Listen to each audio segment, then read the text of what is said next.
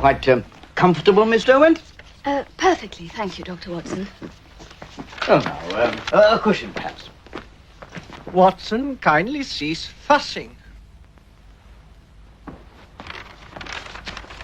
Had this account been committed to paper at the time? This young lady's services would not have been required, nor her comfort your concern. Publication was expressly forbidden until recently. Permission has only just been received. But nowadays, you know, a touch of arthritis is...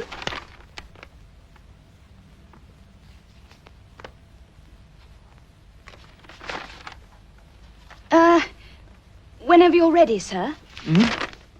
Oh, Dr. Watson is my boss. Well, now, the events which follow took place just before the Great War. Europe was still at peace. But had it not been for Sherlock Holmes, England would have suffered such an appalling catastrophe during that war as to bring her to the very brink of defeat and surrender.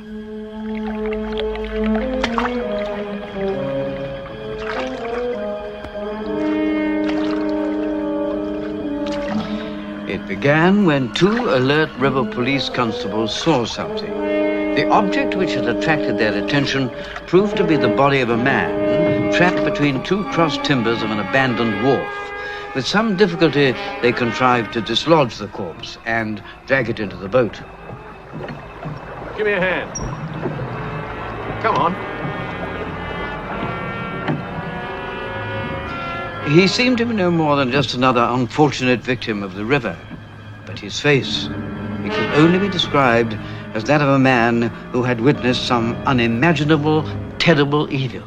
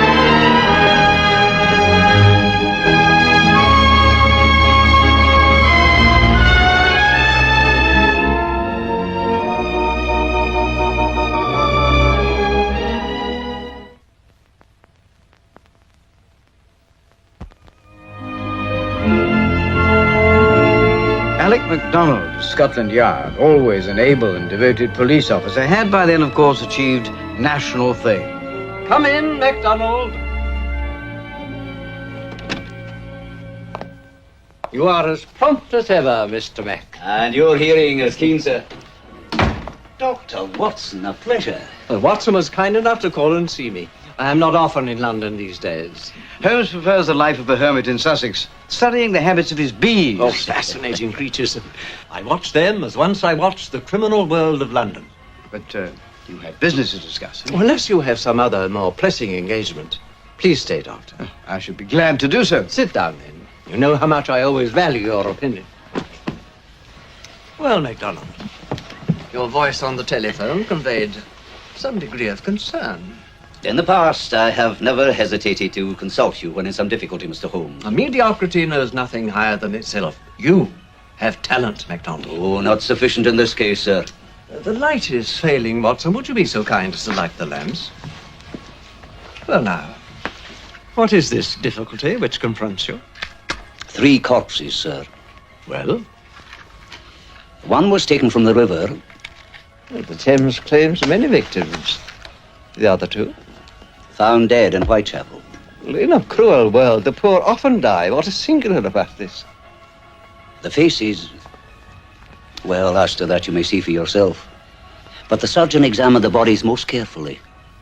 There were no signs of any disease, and not a mark on any of them. Well, no one dies without cause, Mr. Mac. I assure you, sir, there was absolutely no visible cause of death whatsoever.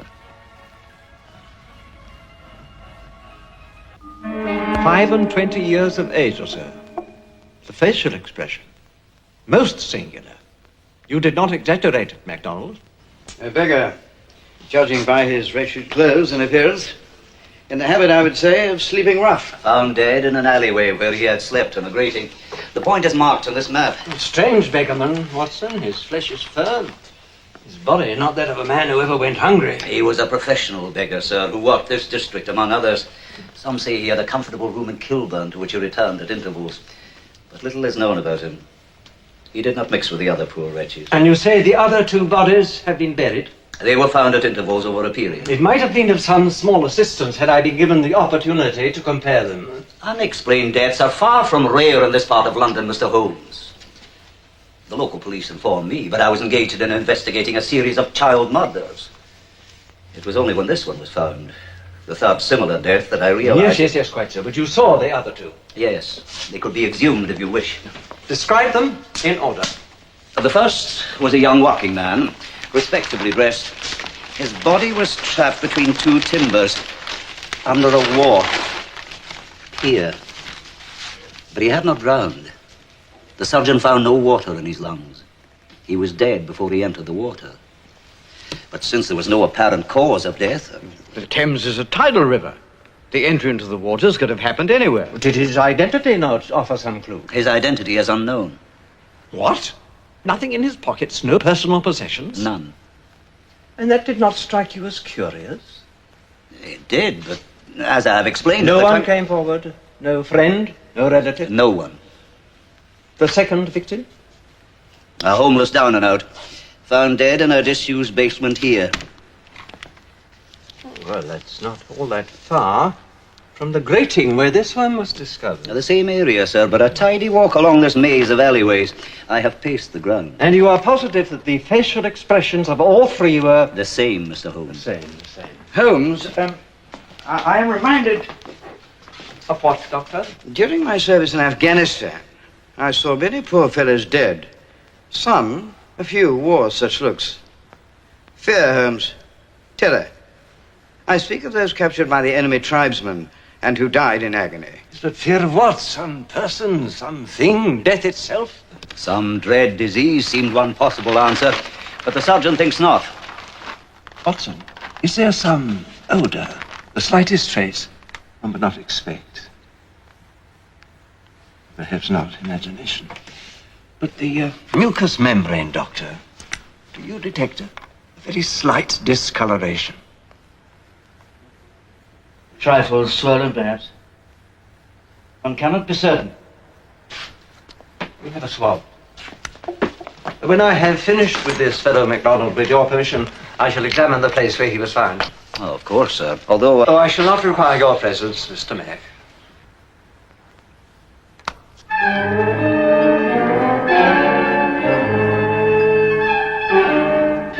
Once Holmes had completed a full examination of the body, we made our way to Whitechapel, where the body had been found.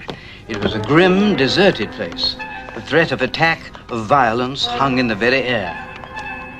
I was pleased, just the same, to be joined with Holmes once more, although I devoutly wished this strange case could have taken us to more salubrious surroundings. We approached the grating where the beggar man had died. On it lay a heap of filthy sacking. Holmes was about to push the sacking aside when he paused. Underneath lay the wreck of a human being, one of the most pathetic creatures I have ever seen. Can you sit up, my friend? Do you have a name? We mean you no harm. We are not the police. Do you spend many nights here? He's too soaked in alcohol to answer you. The contrary is the reason, Watson. He has none.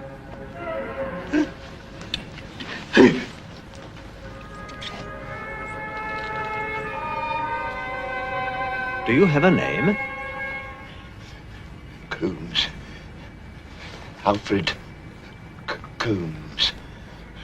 Evil stalks this land. Repent, I say, or face eternal damnation.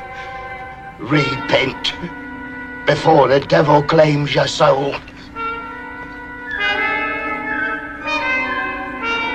Do you often sleep in this place? If he's not here, Who? he claimed it. He kicked me aside as if I was a dog. But he was punished for his sins. How? By burning in hell till all eternity. They took him. Did you see this? I've seen them. I know. Fear the Lord and repent, I say. And who are they? Demons! Devils incarnate! Bodies of men, but faces of pigs. They got holes for eyes and snouts for noses. The devils from hell! Devils. The evil ones in search of evil.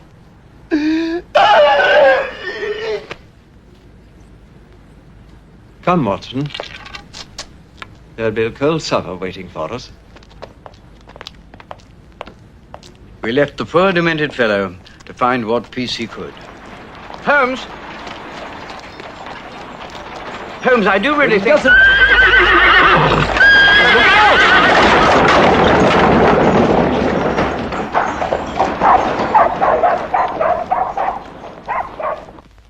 Holmes had become obsessed with the case. One evening, I had been to my club, and on my return...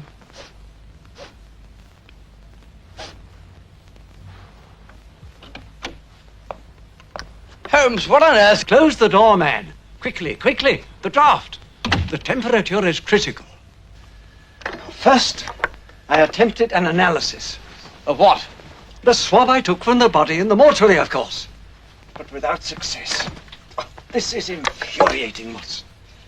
I am certain there is a trace of some chemical substance unknown to me. Now, all day I have tried to reproduce it, but... Oh, not now, Mrs. Hudson.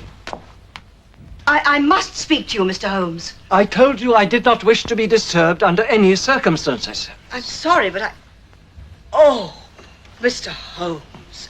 I did hope all this was done with. I fear for my very life. There will be no explosion, Mrs. Hudson. I promise you. Now, having entered without permission, kindly withdraw. There are two gentlemen downstairs to see you. Then send them away. I can't, Mr. Holmes. One of them is the Home Secretary, in person. He insists on seeing you on a matter of great urgency. Very well. Give me a few moments and then show them up. A wasted day, Watson. You once took the liberty of informing me, I recall, that my knowledge of chemistry was eccentric. Well, on another occasion, I referred to it as profound. Not so today, I fear. Holmes? And yet I am close, Watson. I know it, I can feel it, but I cannot make the final connection. I cannot grasp it. It remains out of my reach. What is the it to which you frequently refer? The truth, Doctor. Come in. The Home Secretary and another gentleman, Mr. Holmes. Thank you, Mrs. Hudson. Pleasure to see you again, Mr. Holmes. Most kind of you to call.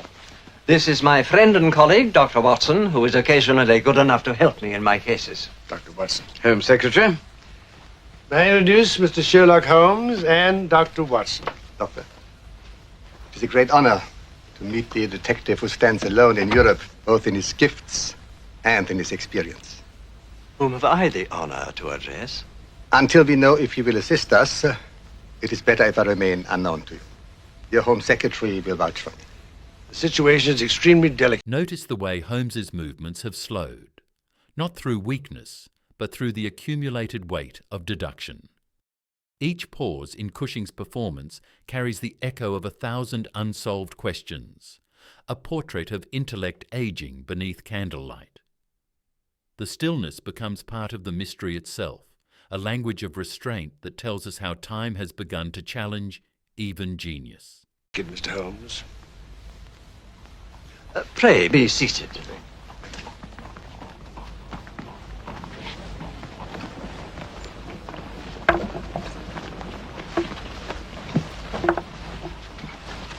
Do I take it that the problem is yours?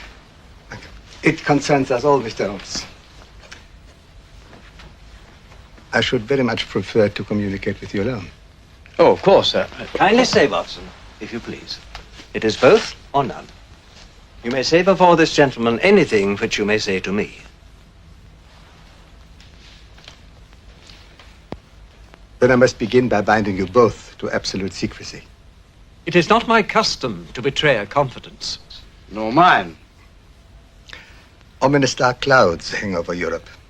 There's even talk of war. Kaiser Wilhelm's intentions are misunderstood. In the interests of peace, arrangements were made for someone of great importance to be brought to this country. Might I inquire what connection you might have with this person of great importance? I occupy a position of trust. Position of trust? Well, that is very interesting.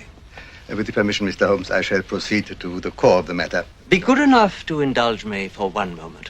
Watson, kindly look up a certain gentleman in my index. His name is Graf Udo von Felsing. Mr. Holmes, I feel I must intervene. Your intervention will be most welcome later, Home Secretary.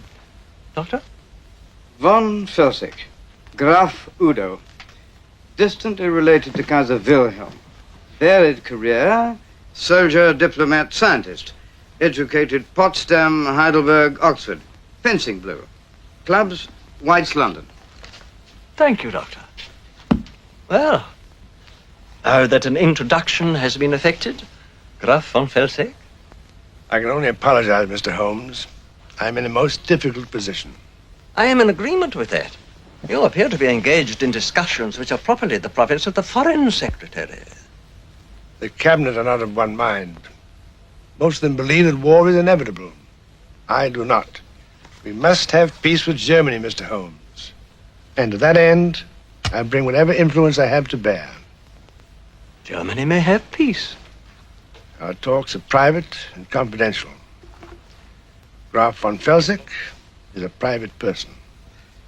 May I inquire how you knew, Mr. Holmes? Hmm? Despite my flattering appearance in your index, I'm not a public figure. Oh, you are never photographed for the press, to my knowledge, it is true. But there was no magic involved. As usual, the explanation is simplicity itself.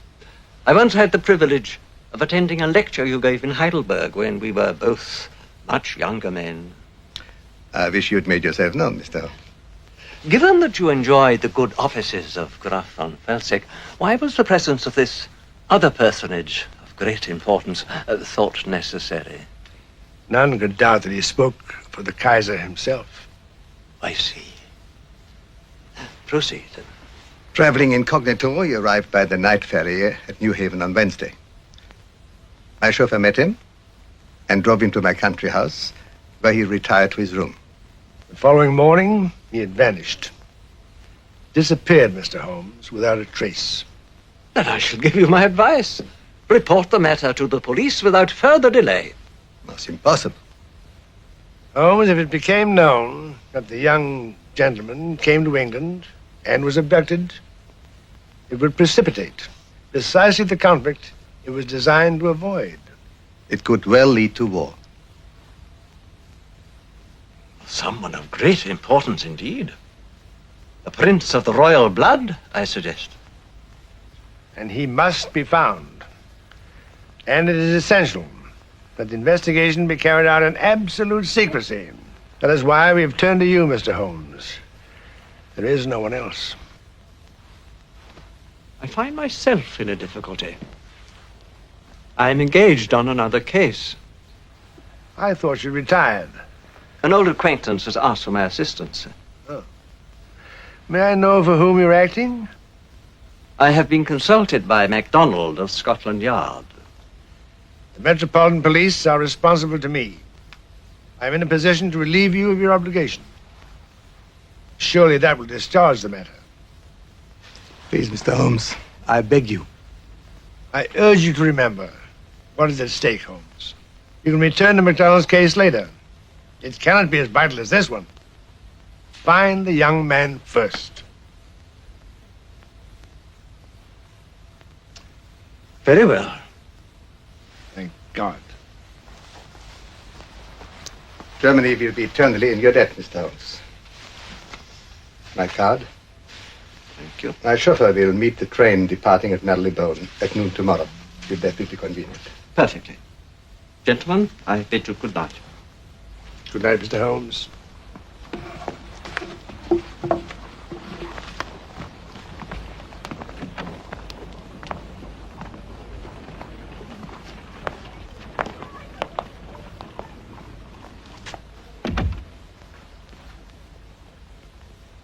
Our Home Secretary is a fair and decent man of honorable intent. Peace is a noble aim, Holmes. No sane man wants war. That is the trouble, Watson. There are otherwise sane men who do want war. If what we have heard tonight is correct in every particular, and this distinguished young personage has been abducted, then it would seem to be a deliberate plot. A plot to engineer war between England and Germany. As to that, I shall know more when I have the answers to some telegrams I must send. Well, I shall pray for your success in this. Masks in this film are never simple disguises. They are confessions worn outwardly. In a city that prizes restraint, the mask becomes truth inverted, a mirror that reveals the soul's fatigue more clearly than any face. Each hidden identity speaks of what must be concealed to survive in a world obsessed with appearances, and each revelation feels less like exposure and more like surrender. Enterprise. Good night, Holmes. Watson, would you be prepared to come with me to Buckinghamshire? Of course. I should be delighted. I'm lost without my boss. You are my only friend, Watson. You have such a grand gift of silence. I shall pack now.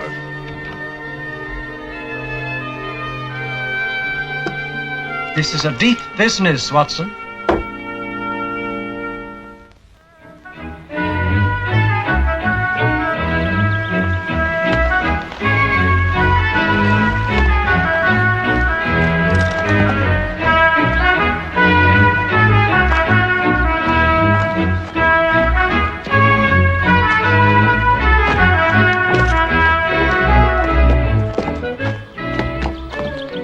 So, Burbridge. It seemed idyllic, the air refreshingly clean after that of London, and yet I knew from our past experiences what hidden wickedness might lurk in the midst of such pastoral peace, and for some reason found myself in the grip of a peculiar apprehension. Surely it must be mere imagination, yet I could not shake it off. Good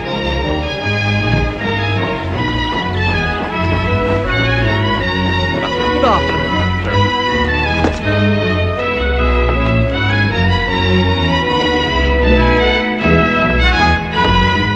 However, at least we were able to complete our journey in the most agreeable comfort.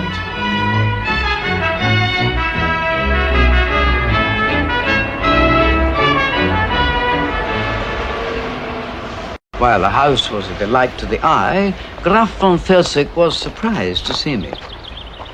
Thank you. You are indeed welcome, Mr. Holmes. Why, thank you. You too, Dr. Watson. You? Delighted. May I present my son, Anton? How do you do? How do you do? I thought it likely you'd wish to occupy this room, Mr. Holmes. Thank you. Another one will be prepared for Dr. Watson.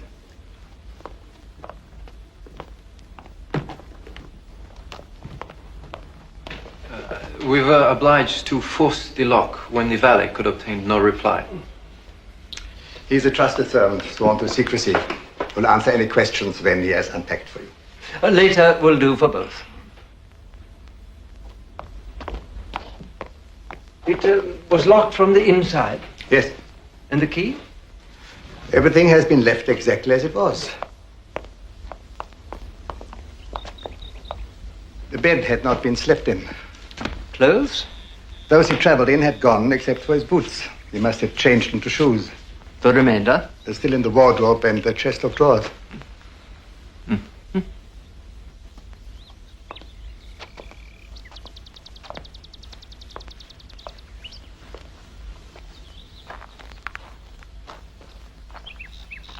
You have guests? Mm-hmm. They were here when the young man disappeared. For what purpose? I have many English friends, Mr. Holmes. They have not been told what happened, of course. Were they aware that this personage was arriving? I'm confident they could not have known. His visit was arranged in complete secrecy. Nevertheless, I suppose you'd wish to speak to them discreetly. Hmm? Oh, I beg your pardon. Some telegrams arrived for you, Mr. Holmes. Thank you. Mr. Holmes, you will agree that your real purpose here must remain a closely guarded secret. With your permission, therefore, I shall explain your presence here merely as a friend and distinguished guest. If you would care to accompany me now? First, I must examine every aspect of this room and its contents. I shall also need a photograph of the young man. And now, if you please, Dr. Watson will go with you. Please, Doctor.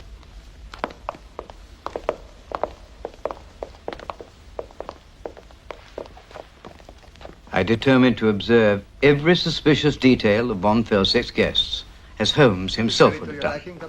It is very fine indeed. Odor knows his sherry. I'll say that for him. Dr. Watson, my good friend Frederick Baines. Mr. Baines? Good to meet you, Doctor. Here to drum up a few more patients, are you? Mr. Baines is a shipping magnate. Finest fleet of cargo ships in England, built up from nothing. May I present Dr. Watson, Lord and Lady Claremont. How do you do? Hello, sir. Rupert, I've been looking for you. How about some more rough shooting sometime? Why not? That's if you can let him off the leash for a few hours, Cynthia. Lord Claremont and his wife Cynthia are not long married. He has outlived 2 wives so far. Immensely rich, one of the greatest landowners in England, much influence in the House of Lords. And here's my final guest. Mrs. Norton, I would like you to meet Dr. Watson. Doctor. Madam? Mrs. Norton is a close friend of the American ambassador and his wife. Have we met before, Doctor? Has such a pleasure been mine, madam? I should not have forgotten it, I can assure you. Would Mr. Holmes prefer supper sent up to his room, do you suppose, Doctor? Oh, I will inquire.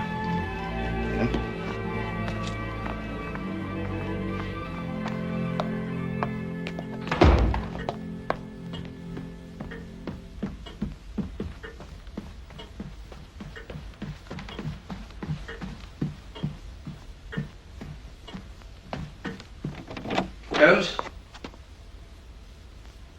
Holmes!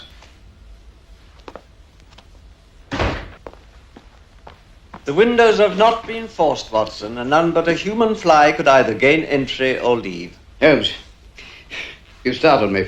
There are no secret panels, no means of access save through that door. The clothes in the wardrobe befit those of a young prince. Holmes. Mm-hmm. She is here.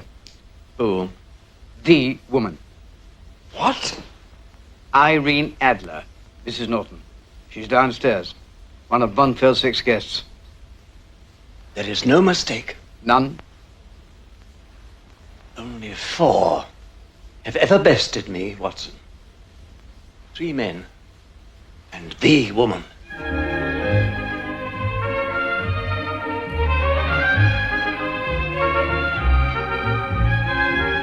At dinner, I scarcely noticed the excellent food and wine. On the surface, it was no more than a number of guests being entertained in grand style.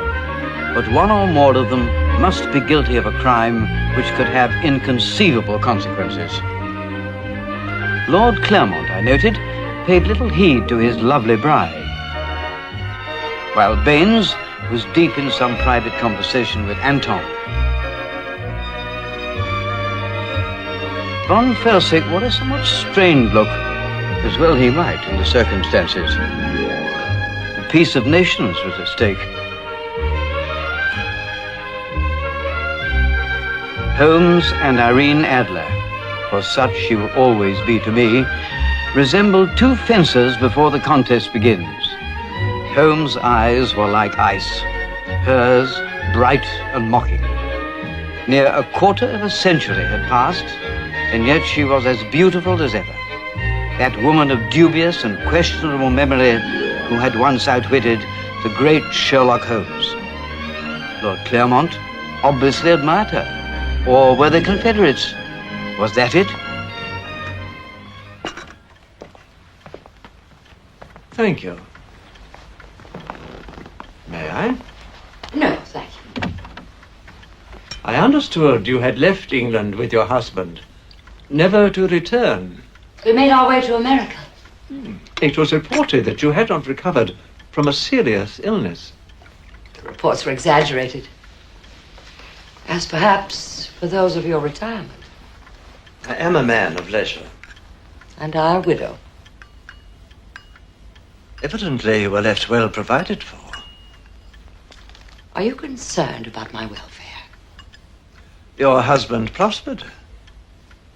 He became a corporation lawyer in Washington. And later a close friend and advisor to the president. No doubt you entertained extensively in Washington and acquired that considerable degree of political influence which a clever woman may exercise. Oh, are you interested in politics? I have been told that my knowledge of the subject is feeble. I take leave to doubt that. Do you know Udo von Felsick well? Oh, he is an interesting man. I look forward to knowing him better. I'm sure that you will. If that is what you wish, Mr. Holmes. Your acquaintance with him is no doubt lengthier than mine. You are already the better informed, I fancy. Oh, it's later than I imagined.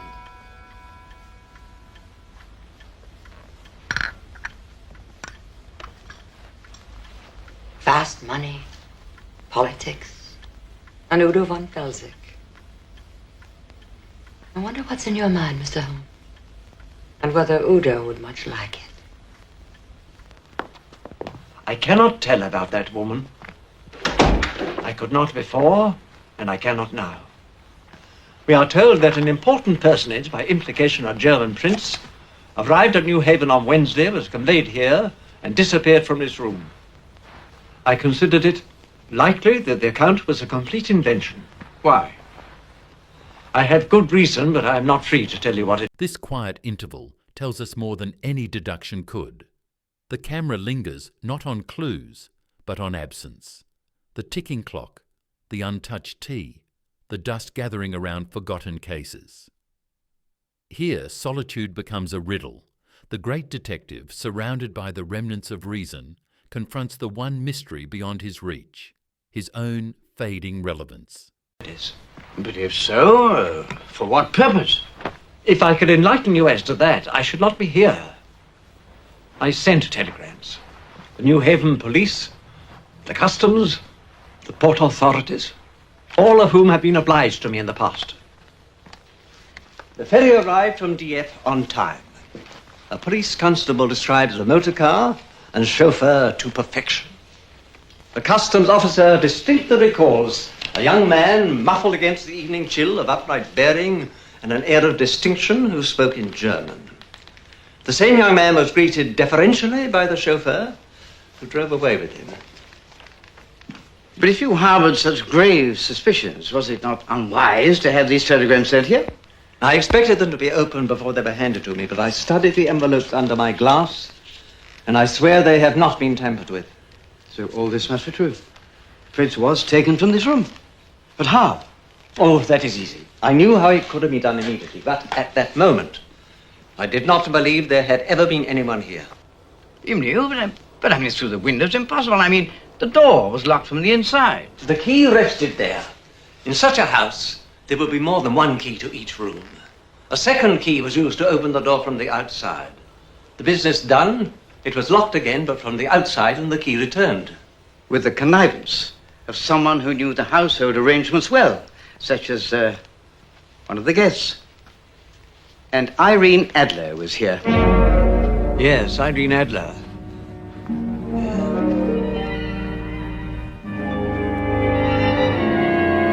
That night I slept fitfully. In the early hours, I awoke. I fancied I'd heard some unusual sound.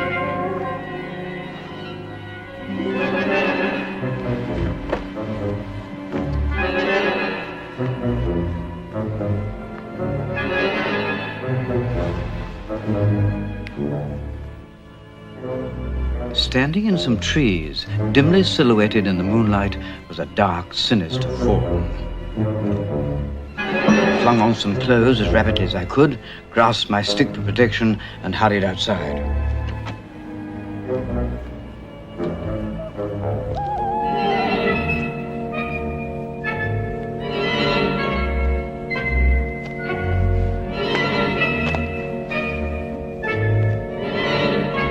But when I reached the trees, like the prince, he had vanished, or so it seemed. But a man might conceal himself behind any tree or bush, and I found myself starting at shadows. Determined not to give way to fancy, I continued my search for some trace of him, but without success. At last, wondering who it might have been, and shivering as much from my apprehensions as the night air, I returned to my bed. Next day, I was weary from lack of sleep. Perversely, Mr. Baines was in conversational mood. Hang it all. We're civilized people. This is the 20th century. War's not the answer. We want trade with Germany, not war. I want to see my ships sail in the world, not rotting at the bottom of the sea. Damn it. The Germans aren't daft enough to go to war. After all, England and Germany, our royal families are related. And this alliance with France, why, the French have been our enemies for centuries. What happens in Europe is no concern of ours. Dirty place, Europe. Except, of course, for Germany. I mean, they have exactly the same values as ourselves, the Germans. It was easy to see why Mr. Baines and Lord Claremont were welcome guests, but I could not quite understand why they made me uncomfortable. Show us a thing or two.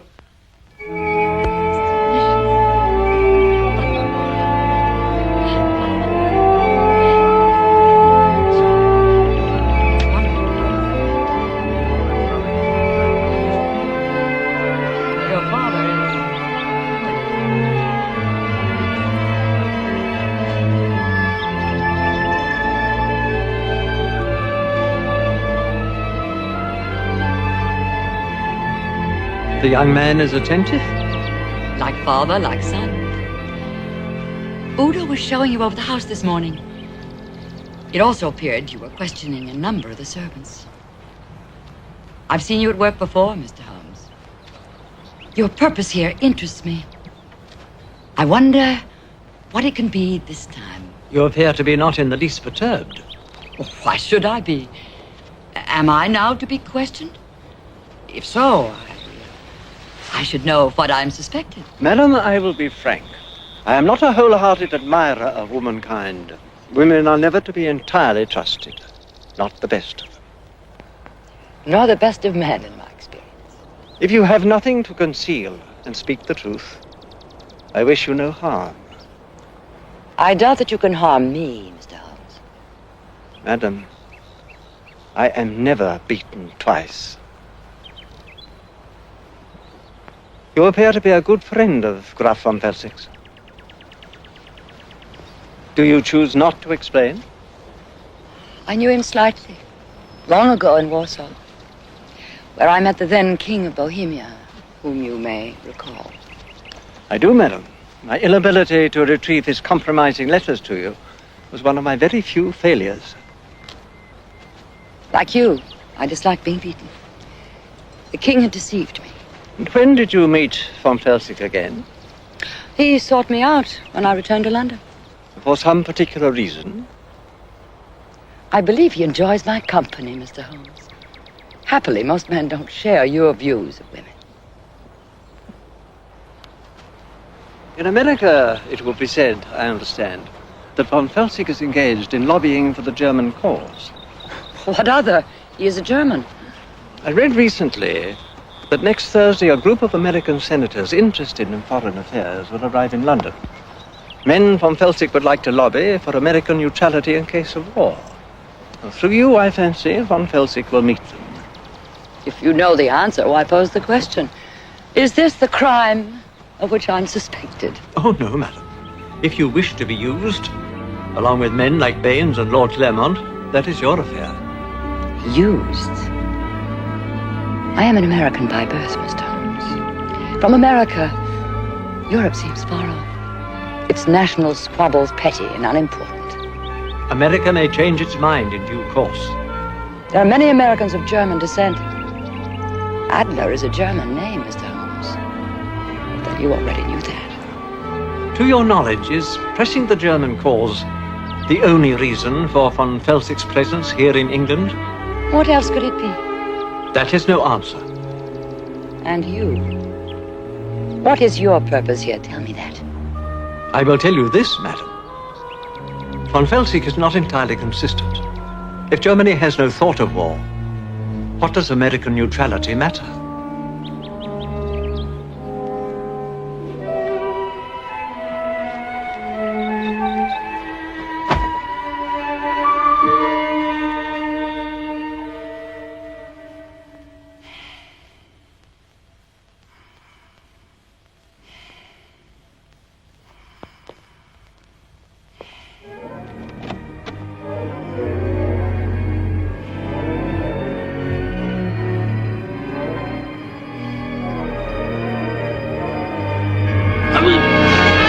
Get dressed, Watson, and in silence. So it was you I saw last night. Something woke me. Perhaps the motor car returning. I'd heard it leave. I was waiting. The passenger stepped out and slipped into the house. Ah, again. There. Who is it? I cannot tell. Nor last night. It was a mere shadow. But the chauffeur remained behind in the garage.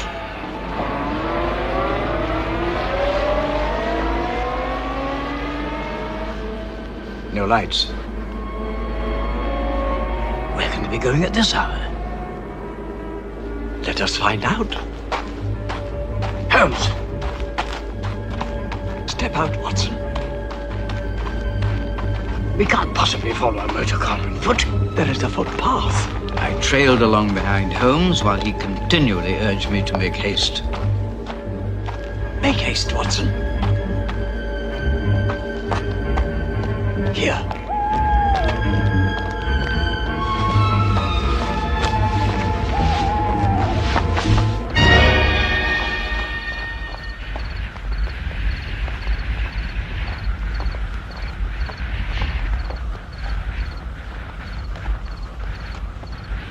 At last, Holmes drew me to a stop, close to the edge of a chalk pit.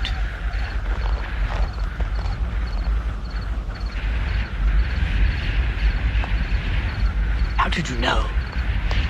Last night, the tires are white with chalk before the chauffeur hosed them clean at 3 in the morning. But there must be many. The car was gone but a short time. I calculated the maximum possible distance he could have traveled, and this was the only possible place. It is several miles by road, but my ordnance survey map revealed that footpath, a short cut across country.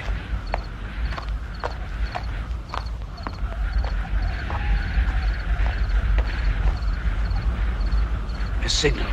To whom? We shall see.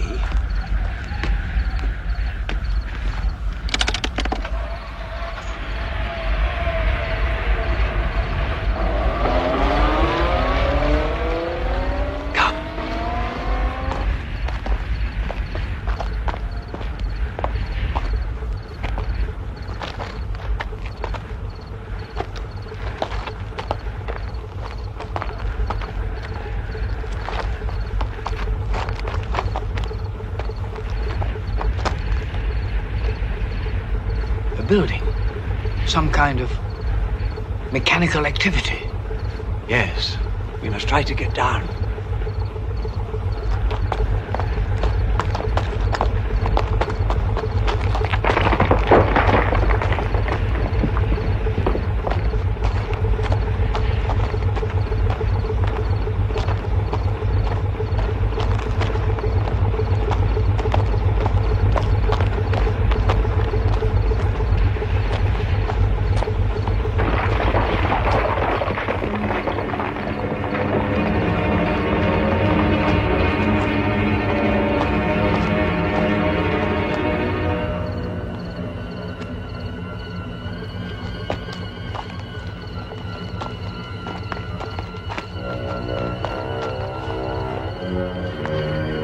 What is it?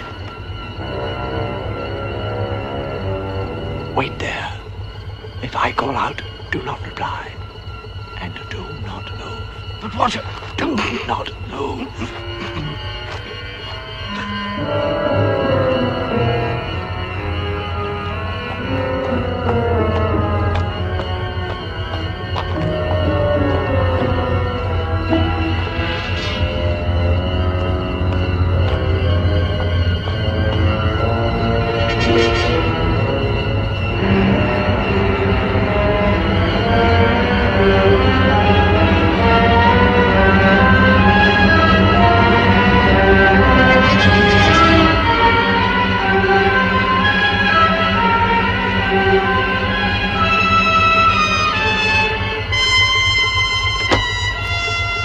Behind this polite exchange lies a battle of eras. Cushing's Holmes embodies the last breath of Victorian certainty, meeting a new century already coloured by cynicism. What once seemed like reason now trembles under the weight of doubt. Even in his most courteous defiance, we sense a farewell, the twilight of moral order giving way to the shadows of modernity.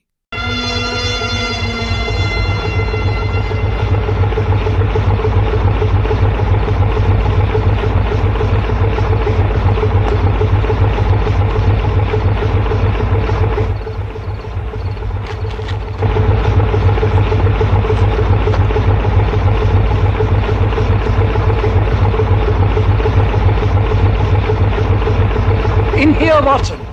Follow me inside. Quickly, man.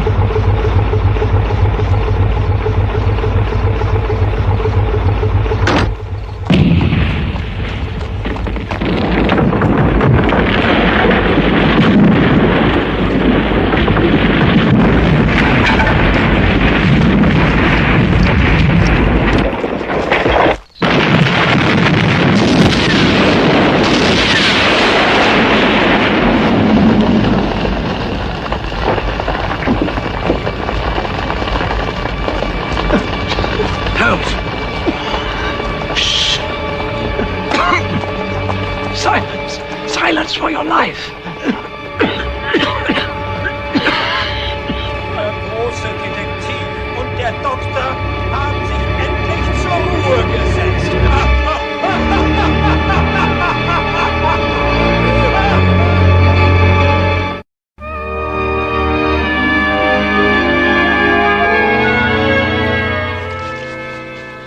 The engine was merely a pump left running.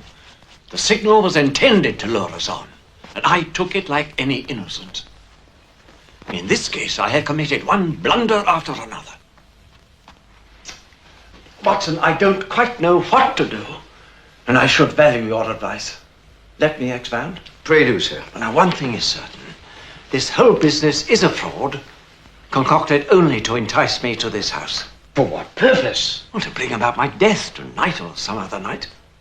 But no one could possibly anticipate that you would hear the car in dead of night, that you would deduce where it had been, or that you would then find your way there. On the contrary, Watson. The trail was carefully laid, in the confident expectation that I would follow it. My methods and my infernal curiosity have been accurately recorded, Doctor. Someone of evil intent has studied them carefully. But why should this someone go to such lengths? I mean, why not a bullet or a knife? Here in this room or in the grounds? Simple murder would not do. The Home Secretary knows I am here. It had to appear to be some inexplicable accident. And the prince? What, a device to induce the Home Secretary to press the case upon me, and so bring me here. But someone arrived in New Haven. The telegrams. Yes. Someone arrived at New Haven. Who?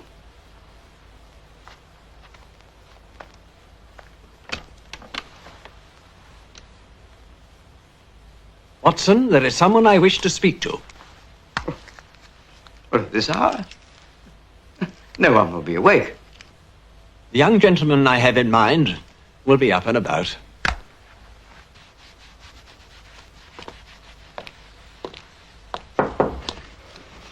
Good morning, young fellow. Morning, sir. If it's not too much trouble, I would like my boots. I've just finished them, sir. You know which are mine? I know them all, sir. Those are the master's, those his lordship's. Here's a test for you. A shilling.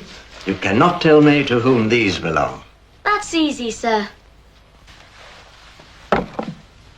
Clothes are one thing, Doctor.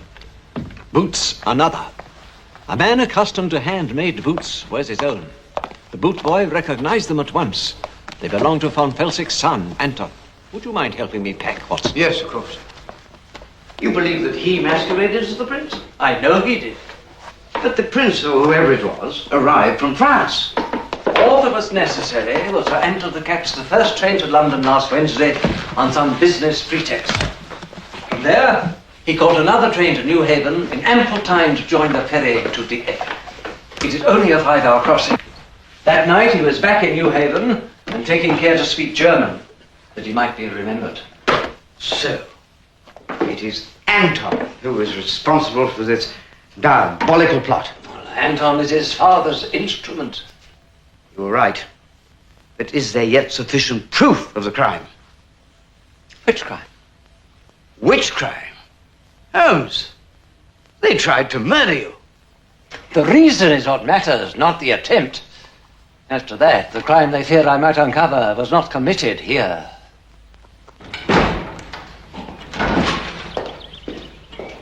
Good morning.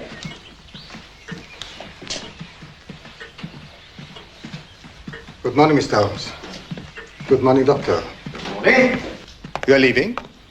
At once for Bristol. Bristol? In search of the prince. You have news of him? This is not the time for details. I shall enlighten you as to the full truth of the matter in due course. Make haste, Watson.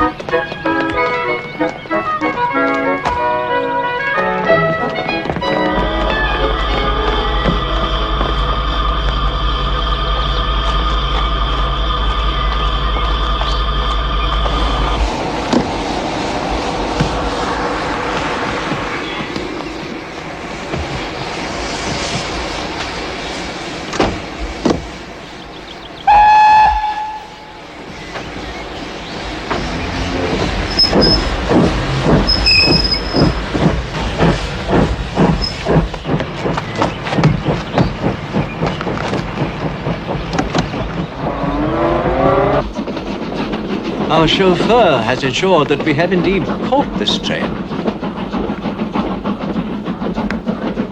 We're on time. Good. In a fast car like that, he could reach Bristol before a slow train like this. If we are truly going to Bristol. At the third stop, if I read my Bradshaw all right, we can just catch the flyer.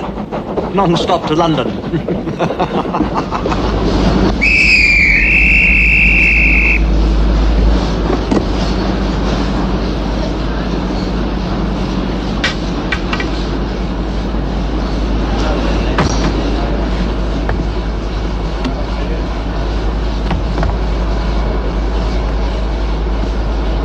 The rest of our luggage. Leave it. This will suffice. No. My suit, my evening clothes. Apply to the Lost Property Office. Make haste, Watson.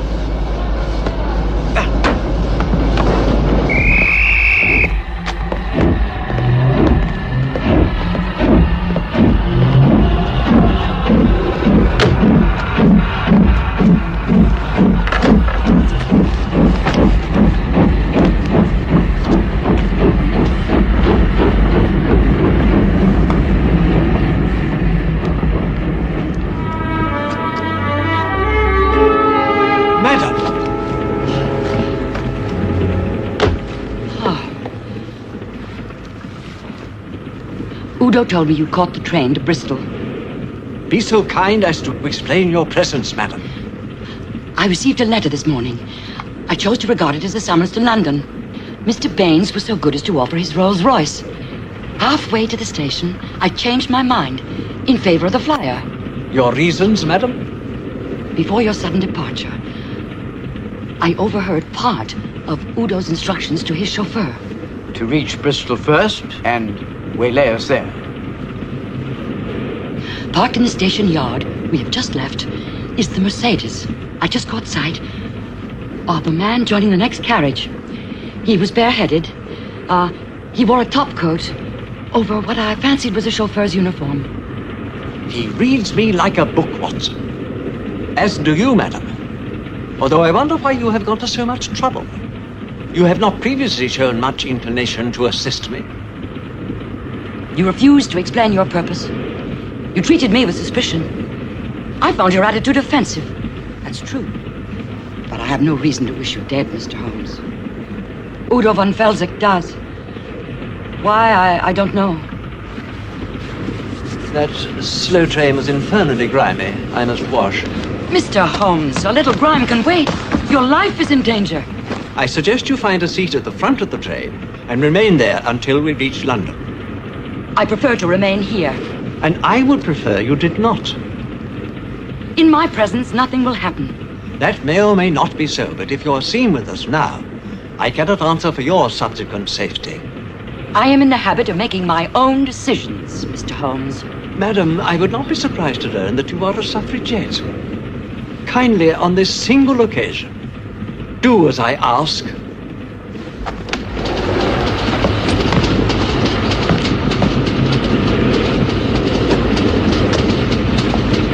Please.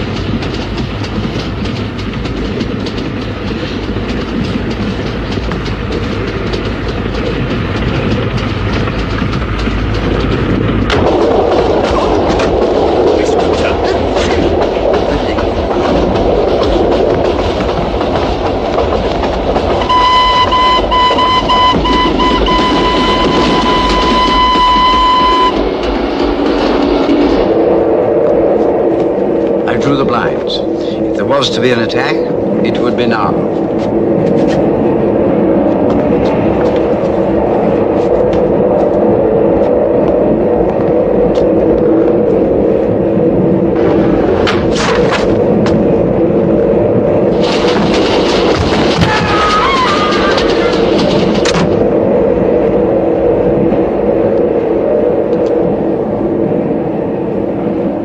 I would have preferred the opportunity to question the fellow, Doctor.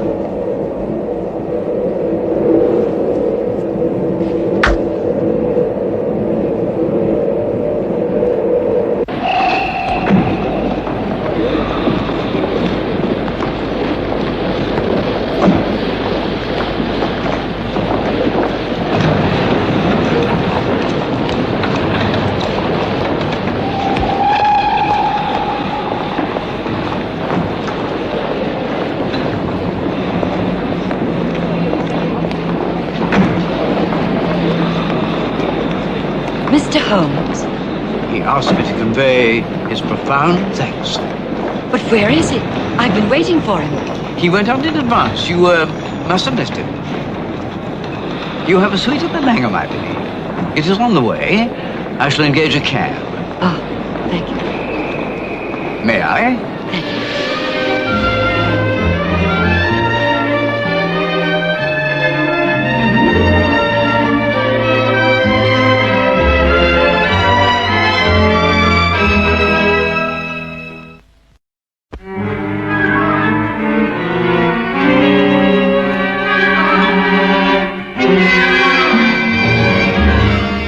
Alfred Coombs. The one who saw demons when in drink. Poor fellow. The revelation lands not as triumph, but as elegy. In unmasking deceit, Holmes also unmasks himself. The detective as relic, the mind as museum. The film's muted palette reflects this perfectly.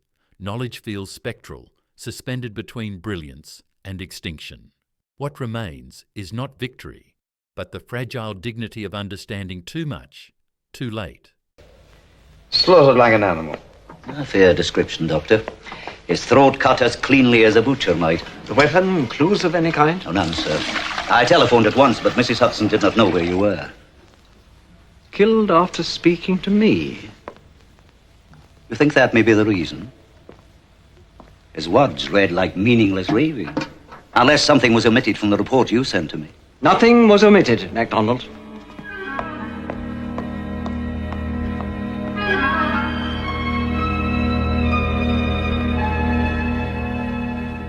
Holmes shut himself away. I scarcely saw him for 24 hours. I feared another attempt on his life.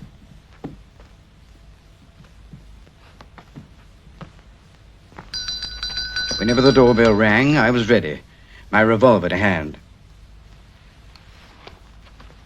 No one asked to see him. Each caller was innocent, but I maintained my vigil.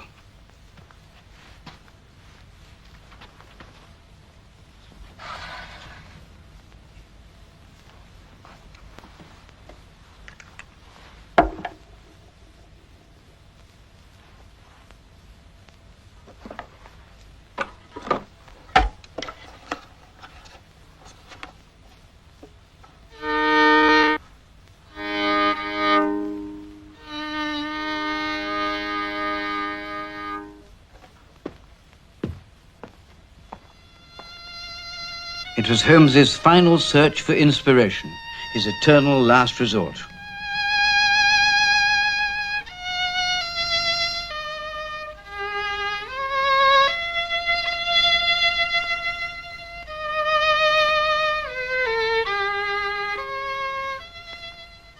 There was something despairing, almost frantic in the sound. My heart filled with compassion for my old friend.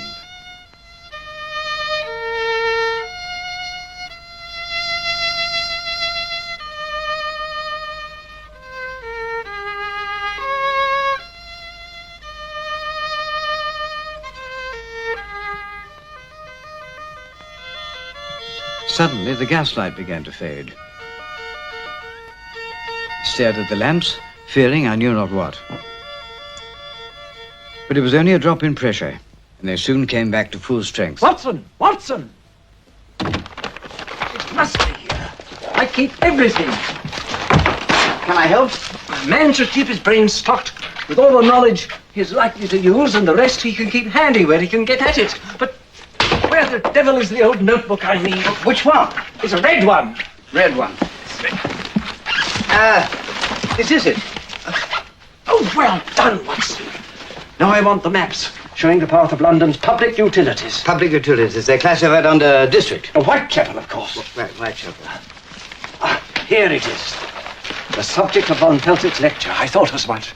But my head is too crammed, I wasn't certain. The properties of non-ferrous elements with added toxic compounds. Is this the one? That's water and sewage. I want the gas mains as well. Gas mains. Gas mains. Gas mains. Their suggested application in the extermination of vermin. Vermin.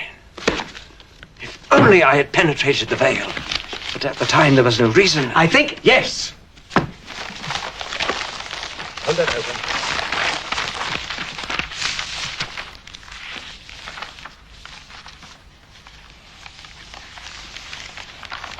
When you have eliminated the impossible, Watson, whatever remains, however improbable, must be the truth.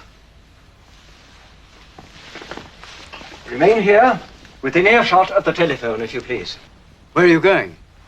This may take some little time. Do nothing unless you hear from me. Is that clear? When will you return? Should I send for you, there may be some little danger. So kindly put your service revolver in your pocket.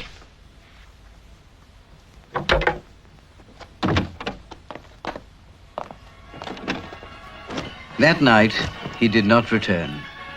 Suppose something had happened to him. Perhaps I should telephone MacDonald. But Holmes had urged me to do nothing, and he never spoke lightly. I determined to wait until night came.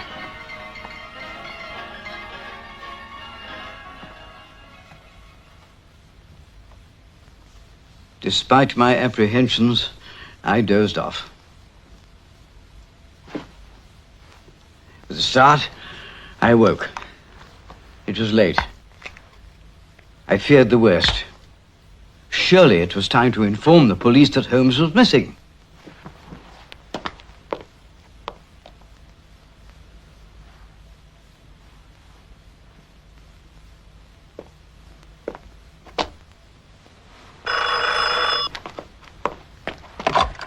Holmes?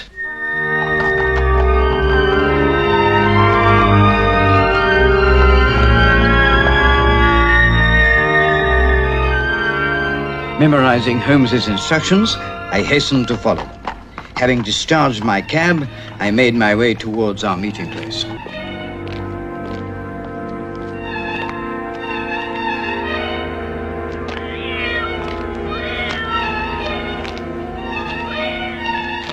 Holmes! Holmes! You'll spoil everything, calling my name like that. You're strangling me!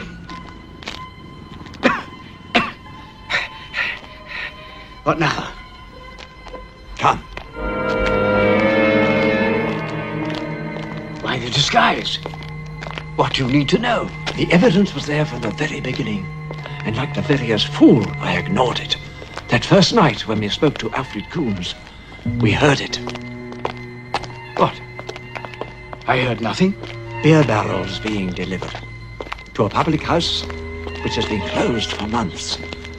There have been 3 more deliveries in the last 24 hours, beer barrel after barrel. Were it indeed beer? What else could those barrels contain if not beer? I believe I know.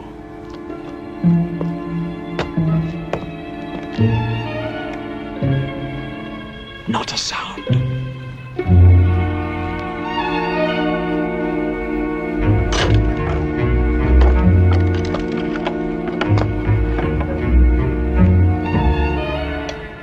We must go down.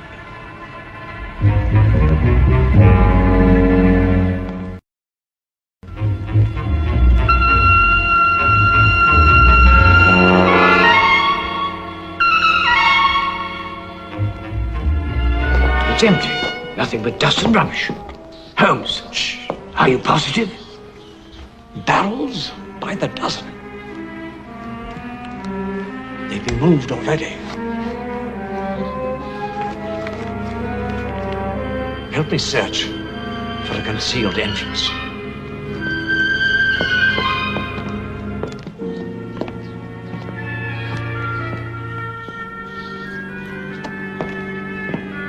No, it'll be in this wall. There's nothing, Holmes. Just a solid brick. There must be.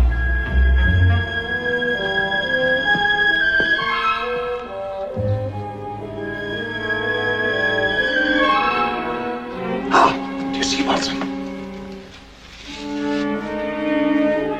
No dust. Perhaps a handhold.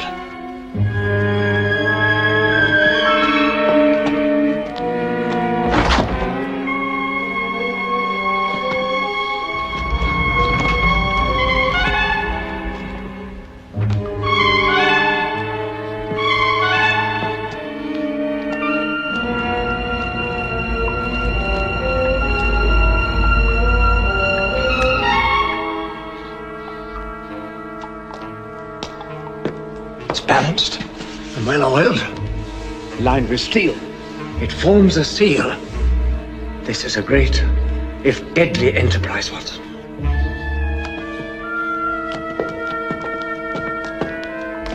It's an old abandoned sewer, linked with others which they have utilized. It's ventilation. Above is the grating. There must have been more than one accident. In the first, I fancy, one of their own fellows was killed. And they disposed of him in the Thames. And the proof lies beyond that door. Come.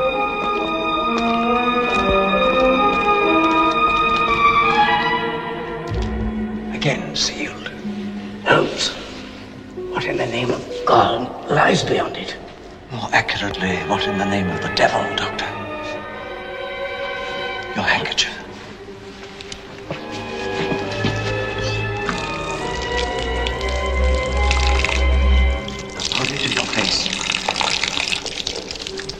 breathe as little as possible.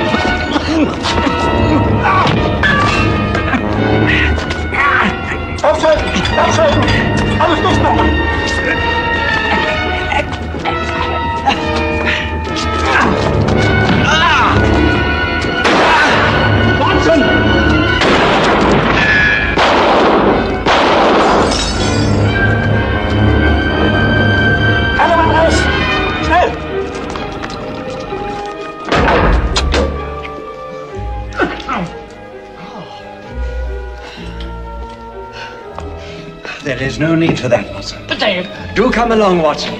There's a good fellow.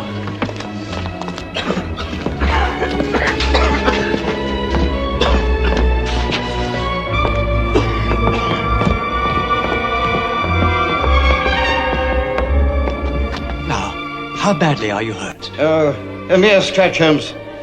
Nothing to compare with that Jezal bullet at the fatal battle of my wand. You know, quite so, Watson, quite so. I can still use this. Good. Put it away. Holmes, you've got to go back. It's imperative. Don't you understand? Holmes, up you come.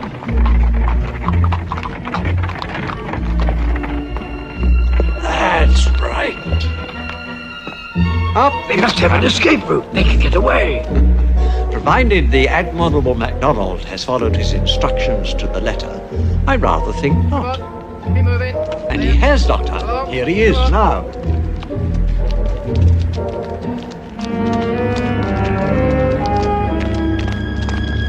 On, get in there. Come.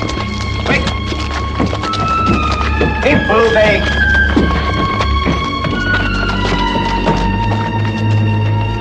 Mr. Holmes.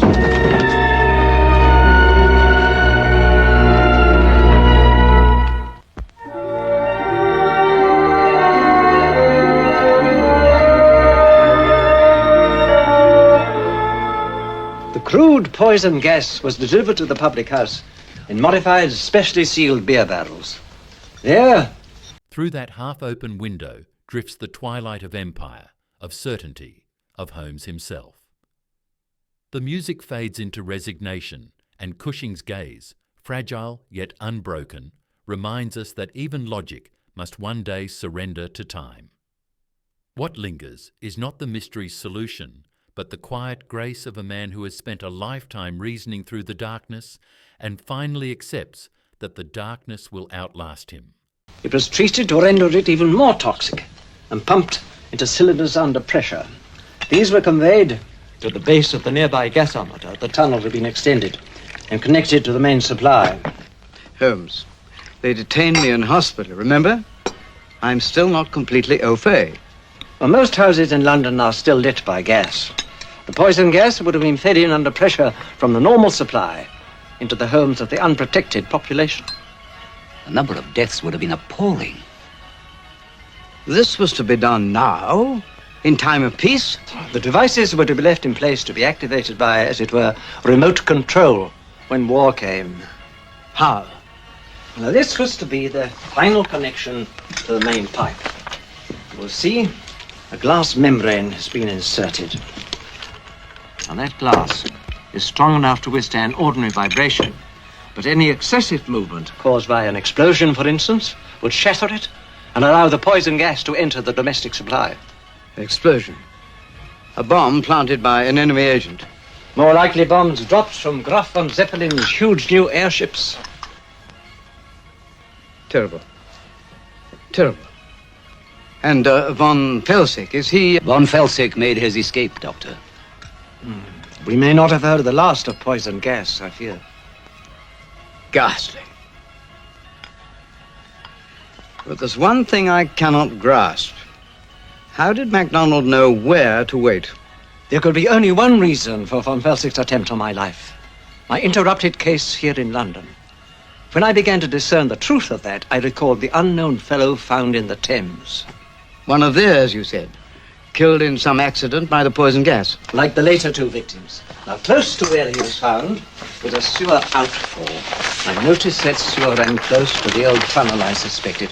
Now, his body was thrown from that sewer outfall, but by some chance became lodged under the wharf. That sewer was their obvious means of escape, should they be detected. So you deliberately sought to drive them out while Mr. Mack and his men waited. But the sewer, Holmes, It was only a guess. You couldn't possibly have known for certain. I never indulge in mere guesswork, Watson. You should know that by now. I had inspected the sewer outfall before instructing MacDonald. Moored nearby was a sturdy seagoing boat registered in Germany. I beg your pardon, Mr. Holmes, but this letter, delivered by hand, addressed to Sherlock Holmes, Esquire. It would be, Mrs. Hudson. I live here. Thank you. Well, put it down somewhere, please. Mr. Holmes, it carries the royal crest. Thank you.